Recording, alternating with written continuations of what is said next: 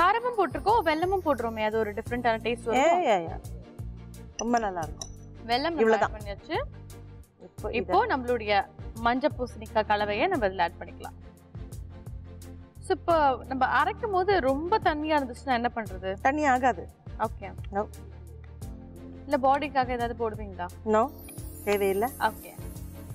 இது வந்து ரொம்ப திக்கா இருக்காது, ஏன்னா இது பிசைஞ்சு சாப்பிடக்கூடியது இல்ல, அதனால இந்த துவையல் வந்து கொஞ்சம் தளதளன்னு தான் இருக்கணும். ஓகே.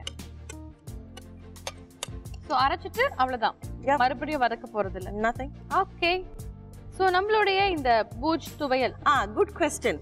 சரி, வாட்டரி ஆயிடுச்சுனா என்ன பண்றது? இது வந்து இதுக்கும் ஆன்சர், சட்னிக்கு ஆன்சர். சட்னிக்கு ரொம்ப தண்ணி விட்டுட்டோம் அப்படின்னா என்ன பண்றது? அடுப்பு ஆன் பண்ணிக்கிறோம். கொஞ்சம் ஹீட் ஆனதும் அதை இதுல விடுங்க. கொஞ்சம் ஒரு உளுண்டு எண்ணெய் விட்டுட்டு அதை விடுங்க.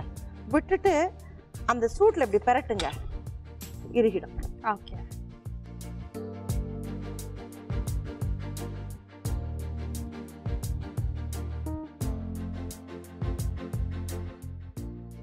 ஜஸ்ட் ஒன்லி கடுகு, வேற எதுவும் கிடையாது.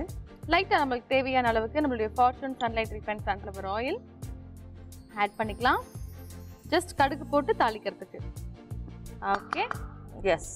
உங்களுடைய உணவின் சுவை பன்மடங்கு அதிகரிக்குதுன்னா அது கண்டிப்பா வந்து நம்மளுடைய Fortune Sunlight refined sunflower oil தான் காரணம்.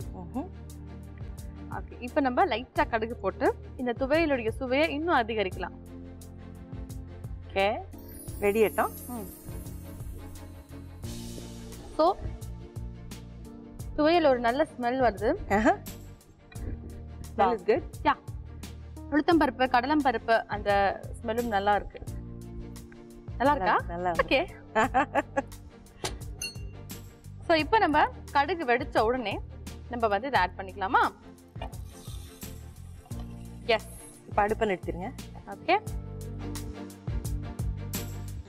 ஸோ ஆந்திரா ஸ்பெஷல் பூஜ் துவையல் நாங்கள் ரெடி பண்ணியாச்சு. உங்கள் வீட்டில் நீங்களும் ரெடி பண்ணோம் இல்லையா? செய்முறை விளக்கத்தை இப்போ நீங்கள் பார்த்து வந்துருங்க.